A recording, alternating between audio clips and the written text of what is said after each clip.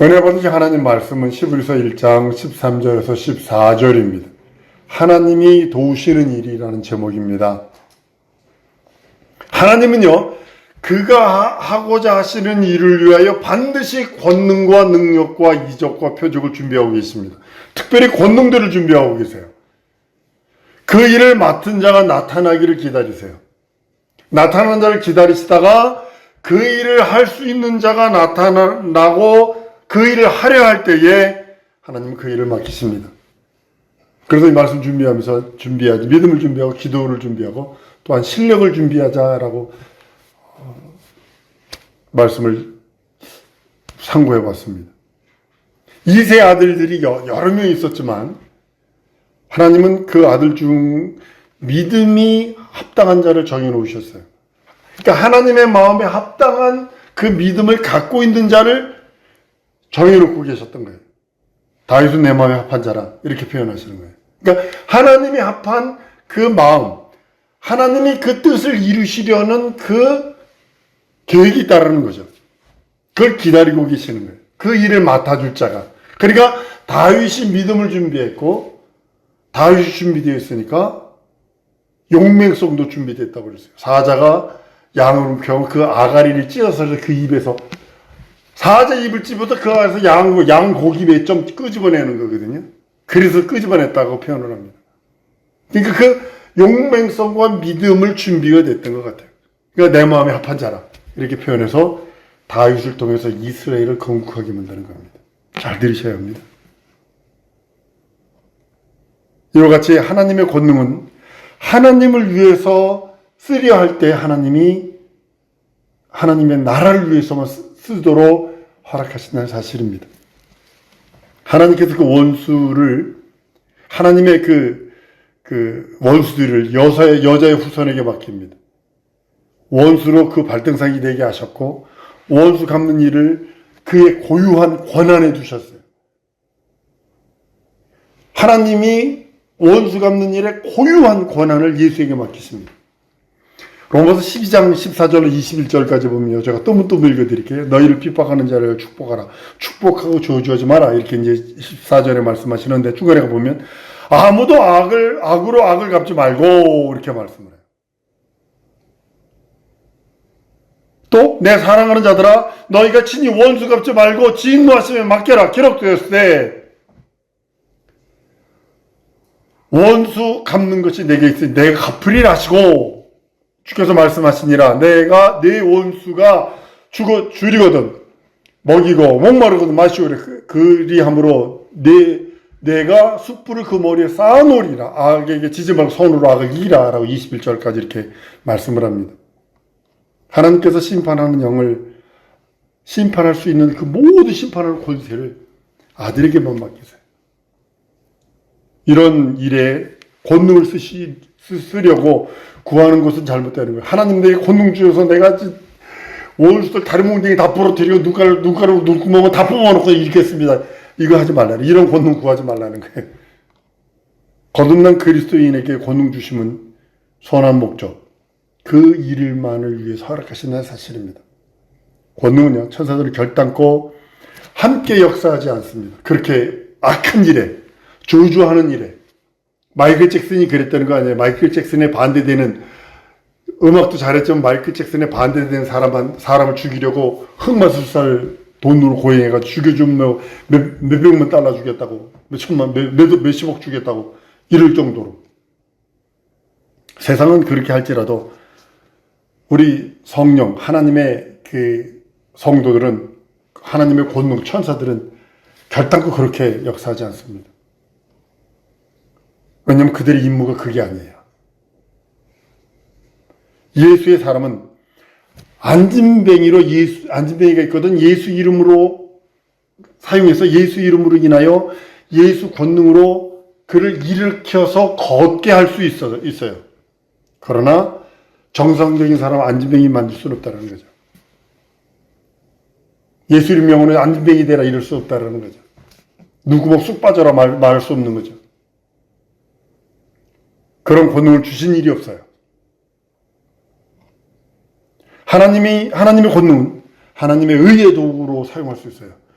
불의한 도구나 감정의 도구로 사용할 수 없어요. 한번 따라해보세요. 의의 도구를 내게 주시옵소서. 의의 도구를 사용할 수 있어요. 죄가 없으신 선하신 예수께서 세상의 불의한 자들의 불의를 다 짊어지셨고 저주받은 자들의 저주를 다 자기 몸으로 짊어지셔서 모든 저주를 사하시거든요. 예수께서 우리가 받아야 할 저주를 대신 받으신 그 저주를 함부로 권능을 갖는다 해서 권능으로 그 사람을 저주해서 그 사람이 안진병이 되고 장님이 되고 봉인이 되고 이런 권능을 주신 적이 없다는 거죠. 그리고 그런 권능을 주시지도 않습니다. 많은 사람들이 지나가는 소리로 그러죠. 내가 하나님이라면 저놈 새끼 다리 뭉댕이 이런다고요. 이게 전부 신성방 모독이에요. 그런 권능을 준 적이 없어요. 성도들에게. 하나님께서 성도들에게 주신 권능은 선한 일을 위해서 주신 것이에요. 지극히 선한 목적을 위하여 그 권능을 쓰도록 하나님의 나라와 하나님의 의를 위하여 하나님의 현존하심, 역사하심, 지금도 일하고 계시는 선한 일, 의로운 일에 사용하기를 원하시는 겁니다. 여러분, 모세를 따라서 나온 이스라엘은요, 애굽을 이제 탈출합니다. 여호수아를 따라 가나안에 들어가려면 어떻게 해야 될까요? 이스라엘에게 딱 두 가지뿐이었습니다. 침공하든가 전투하든가 이 두 가지뿐이었습니다. 모세를 따라서 싫든 좋든 문설주 문인방에 피 말린 사람 무조건 다 내두셨으니까 싫든 좋든 따라 나와서 그렇지만 여호수아를 따라 가나안 땅으로 가려는 사람은요. 침공해 들어가든가 아니면 전투뿐이 없습니다. 예루살렘까지 가는 거리가요. 장정이 걸으면요. 4, 5일이면 간답니다. 예루살렘까지 가는 길이 얼마나 험난한 전투와 전쟁과 그런 일들이 있었는가에 대한 비유거든요. 천국까지 가려는 순례자에 대한 비유가 바로 출애굽해서 광야에서 가나안 땅까지 들어가는 겁니다. 애굽에서 예루살렘까지 걸어가면 여러분이라도 여자분이라도 걸으면 남자가 가면 3, 4일이요 여자가 가면 5일 안에 들어갈 수 있는 거리랍니다. 근데 그 길이요 멀고 멀습니다. 광야에서 40년입니다. 탈출하는데요 하룻밤이면 돼요. 그죠? 탈출은 하룻밤이에요. 하루에 그냥 뛰쳐나왔다고요. 그러나 침공해서 가나안 땅 거기 들어가는 침공에 가는 데는 40년이 걸립니다. 이게 비유죠? 구원받는 것? 한순간입니다. 한순간에 태어났어요. 한순간에 거듭났어요. 그러나 영적 생활을 하는 것은 광야 생활을 해야 된다는 거죠. 거기에는 끝없는 전쟁, 끝없는 침공, 침노. 광야는 영원히 머물 곳 아닙니다. 여러분과 내가 이 땅에 영원히 머물러 있는 곳이 아닙니다. 그의 공로, 피공로를 의지했으니 이 땅에서는 끝없이 자기 영혼의 때를 위하여 침노하지 않으면 안 됩니다. 전쟁하지 않으면 안 됩니다. 싸우되 자기 자신과 싸우되 자기 육신의 적이 안 보이죠. 이생의 자랑과 끝없이 싸우지 않으면 안 되는 마귀의 괴계와 귀신들의 그런 유혹과 원수들의 미혹들 다 싸워야 하는 것입니다. 광야에 나오기까지 빼앗기지 않으려고 하나님의 도움을 받아서 광야로 나왔어요. 영혼이 뺏기는 거 지옥 가는 거잖아요. 광야는 아무것도 없습니다. 아무것도 바랄 수도 없습니다. 빈터입니다. 아무것도 없고 아무것도 얻을 수 없고 이스라엘은 광야에 머물기 위해서 출애굽한 것이 아니라 메마른 땅 광야로 왔던 그 길 돌아가는 것 그것은요 다 잊어버리는 겁니다.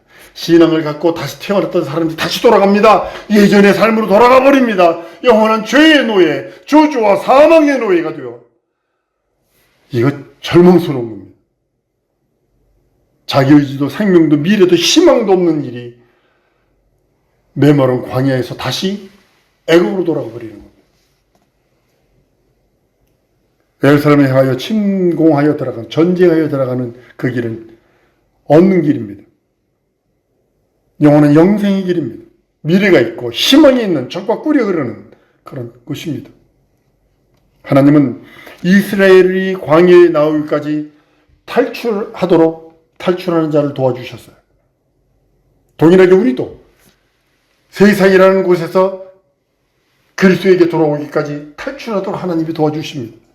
광야에서 예루살렘이 침노할 때에 끝까지 도와주십니다. 침노하려는 자를 끝없이 도와주십니다. 한번 따라하십시다. 하나님은 나를 도우신다. 왜냐하면 지금 마귀에게서 그리스도에게 왔고 이제는 그리스도로 옮겨 왔으니 그것을 도우셨으니 하나님의 날아갈 때까지 하나님은 끝없이 도우십니다. 그래서 구하라는 거예요. 찾으라는 거예요. 두들기라는 거예요. 우리는 과거로부터 탈출하여 침례를 받고 교회로 나옵니다. 교회는 광야와 같은 곳이어서 신령한 양식과 신령한 음료를 마실 수 있지만 예루살렘에 있는 가나안 땅에 이르기까지는 침노하듯 긍정적으로 적극적으로 공격적인 순종의 삶을 살지 않으면 안 됩니다. 그래서 저는 광야에 머물고 마는 겁니다. 마태복음 11장 12절에 침례 요한의 때부터 지금까지 천국은 침노를 당하느니 침노하는 자는 빼앗으리라. 탈출은요 소극적이에요. 아니 따라가면 돼요. 구름 아래도 끌고 가면 어린아이들 노인네들 거다 태워가지고 소극적으로 따라가면 돼요. 그래서 천국은 쟁취해야 되는 겁니다. 전쟁해야 되는 겁니다. 34개 부족 중에 31개 부족을 여호수아가 쫓아냅니다. 3개 부족이 나와서 지금도 가자 지구 그대로 있죠. 지금도 팔레스타인 그대로 있죠. 블레셋. 내 옆구리를 찌르는 가시와 같이 내 눈을 찌르는 가시와 같다고 그랬어요. 내 옆구리를 찌르는 내려서.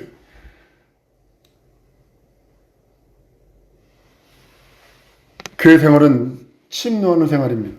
적극적인 믿음만이 천국을 쟁취할 수 있어요. 아이, 줄렘 주고 말렘 마셔. 이건 믿음 아니에요. 출애굽은 현실을 탈출하는 것이지만 현실에서 천국을 빼앗으려면 침노해야 합니다. 영적 전쟁해야 합니다. 자기 영혼에 대해 준비하지 않으면 안 됩니다. 그 누구도 도와주지 않습니다. 본인이 하셔야 합니다. 믿음은 탈출이 아닙니다. 믿음은 침노하는 일로 미래를 바라보는 겁니다. 내가 믿음 있어 그러면 현실을 탈출해 나가는 것이 아니라 침노하는 것입니다. 안 돼. 또 도전하는 것입니다. 또 도전하지 넘어졌으면 또 일어나는 겁니다. 이게 침노하는 자의 신앙입니다. 히브리서 11장 1절 2절에 믿음은 바라는 것의 실상이요 보지 못하는 증거니 선진들이 이로써 증거를 얻었느니라. 선언하는 이유가 바로 거기 있는 것입니다. 이제부터는 광야로부터 예루살렘에 향하여 가는 전투적인 믿음, 그것이 없으면 안 됩니다.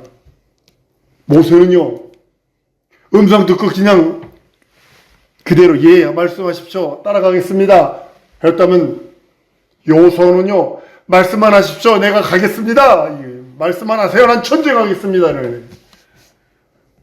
포지션이 틀려요. 전혀 포지션이 틀려요. 이제부터는 광야로부터 예루살렘에 향하여 가는 우리들은 그 하나님 나라로 향하여 가는 우리들은 전투적인 믿음이지 않으면 안 됩니다. 가나안 땅에는 땅을 밟은 여호수아 앞에는 항상 자기가 이끄는 이스라엘 군사보다 더 많은 수의 적들이 진치고 있었어요. 말해봤자 한 장정이 50만, 60만 정도 되면 60만 정도 되는 장전이요. 그 다음에 나머지는 어린아이, 노인, 여자들인데 60만 가지고 뭐래요? 거기는 더 많은 사람, 철병거까지 가지고 있었다고요. 그들은 총동 들고 왔다고, 구리 칼 들고 왔다고요. 근데 가나안 사람들은 새로 만든 칼을 들고 있었다고요. 이건 마치 뭐와 같냐면 화살 쏘고 있는 애를 로켓포 쏘는 것 같은 거예요. 이스라엘 군사들 앞에는 더 많은 수의 적들이 진치고 있었습니다. 4개의 왕, 300의 왕 중에서 31명의 왕들을 이기고 쫓아냅니다. 쉬지 않습니다. 끝까지 싸웁니다. 때로는 시간이 부족하니까 태양아 멈춰라, 달아 멈춰라. 그걸 못 멈춰버려요. 그리고 전쟁하는 거예요. 이와 같은 믿음이 아니란 휴식이 아니거든요. 아유, 적각구리 흐르는 땅이려 그냥 가면 되지 뭐. 아니요, 전쟁을 통해서 갔다는 사실을 아셔야 합니다. 동일하게 우리 영적인 전쟁이 있어요. 육신의 전쟁, 한명씩 인생의 자랑이라고 하는, 현실과 상과 처지라고 하는, 얼마나 많은 것들이 유혹하고 미혹하고 넘어뜨리려는지 말할 수가 없습니다. 여러분, 믿음으로 사는 일이 뭐라고 생각하세요? 침노하는 자처럼 전투적이고 적극적이어야 됩니다. 힘을 다하고 뜻을 다하고 성품을 다하고 목숨을 다하는 것이 믿음으로 사는 일입니다. 전투적이지 않죠. 우리는 예수에 대한 소문은 영적으로는 귀신들이 두려워하는 소식입니다. 아무것도 모르고 이끄는 대로 교회에까지는 들어왔을지라도 교회로부터 가는 길은 알고도 자기의 의지로 전투해야 된다는 사실이죠. 그가 믿음이 들어와서는 그 후로는 전투해야 되는구나. 내 의지로 전쟁해야 되는구나. 하나님의 도움을 구하는 기도는 전투적이어야 돼요. 아이, 하나님 됐잖아요. 급한데 이것 좀 있죠. 이거 좀 돌려주시면 안 되겠어요? 이런 기도 말고 전투적인 기도. 예수께서는 자기가 원하시는 자기의 뜻보다는 하나님의 뜻대로 되어지기를 간구하십니다. 애쓰고 힘쓰고 간절하게 기도하십니다. 예수께서 자기의 뜻을 아버지 뜻 위에 두지 않고 밑에 두어서 아버지 뜻을 내 뜻, 자기의 뜻, 예수의 뜻을 밑에도 두어버리고 내 뜻대로 마시고 아버지의 뜻대로 이루시길 원하시는, 그러니까 땀방울이 핏방울이도록 애쓰고 힘쓰고 간절하게 기도하셨던 우리 주님이십니다. 권능을 주시도록 간구하는 그 진실부터 전투적이어야 돼요. 믿음으로 행하는 길은요, 출애굽과 같은 소극적인 신앙이 아닙니다. 적극적인 신앙, 전투적으로 하는 신앙입니다. 하나님은 언제든지 도와주실 권능들을 갖고 계십니다. 그러나 그 권능이, 많은 사람들이 그 권능을 인정하지 않습니다. 천사? 실제로 기독교회 내에서도 천사를 부정하는 자들이 있습니다. 그러니까요, 윤리 도덕으로 변했어요. 사도 바울 신앙이 참 생명이 넘치고 은혜 받고 이방인들한테는 이거 외에는 없어요. 그러나 성경을 깊이 들어가 버리면 바울 신학 위에 사복음이 들어있다는 사실을 아셔야 합니다. 예수 말씀이 들어있다는 사실을 아셔야 합니다. 그 권능들을 인정하지 않아요. 하나님과 상관없는 일이 되어버리고 마는 거예요. 하나님이 일하시는데 누구 통해서 일하시느냐? 권능들을 부리셔서 일하시는 거예요. 하나님의 손가락들이 일하는 것뿐이지, 여러분들이 하나님의 권능들이 되어서, 여러분들이 하나님의 손가락이 되어서 주의 일 성공한 다음에 여러분들의 고백은 내가 했어요가 아니라 우리 하나님이 하셨습니다. 이것이 영광이 되는 거예요. 우리가 하고 있는 일과 하려는 일들이 하나님의 관심을 끌 때에 하나님도 그에게 자기 권능을 파견해 주시는 겁니다. 침노하는 자에게는요, 부족한 양만큼 부족한 부분만큼 도와주십니다. 내가 다 할 수 있다면 하나님 안 도우세요. 그러나 내가 할 수 없어. 내가 시작을 했는데 내가 할 수 없는 그 부분 권능들이 도와주십니다. 내가 더 할 수 없는 그만큼, 그 양만큼 그분이 도와주십니다. 그래서 하나님이 주시는 권능이 있는 자에게 형통이라는 하나님의 것을 허락하시는 겁니다. 영적인 선한 싸움에 영적인 권능이 없으면 승리는 불가능합니다. 늘 되는 듯 하다 귀신들이 얻어터지고 마귀에게 유혹에게 미혹당하고 유혹당하고 얻어터지고. 여러분, 영적인 일은요, 하나님의 도움을 받아서 하는 일을 말하고 있거든요. 하나님께서 개입하지 아니하는 일은 영적이라 할 수 없어요. 하나님이 개입하시는 일이 영적인 거예요.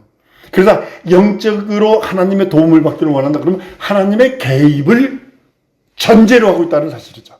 내가 지금 영적 생활하고 있습니다. 이 소리는 하나님이 내 삶에 개입하고 계십니다. 이 소리예요. 영적인 일은 하나님께서 준비하고 계시는 그의 계획된 일들입니다. 하나님은 성도를 돕기 위하여 많은 천사들을 준비하고 계십니다. 여러분들이 영적인 일을 성공하기를 원합니다. 내가 영적 생활을 하고 있는데 하나님의 개입이 없다? 이처럼 불행한 게 어디 있어요? 이처럼 불행한 게 어디 있어요? 영적인 일 자체가 뭐냐면 하나님이 개입했다는 뜻인데, 하나님의 개입이 없는 영적인 생활을 하다 보니까 뭐 육적인 냄새만 풀풀 내는 거예요. 우리 사랑하는 성도들, 하나님이 주시는 권능과 하나님이 주시는 이적과 표적으로 충만하길 소원합니다. 우리 시간에 우리 기도하십시다. 하나님의 마음에 합한 자가 되기 원합니다.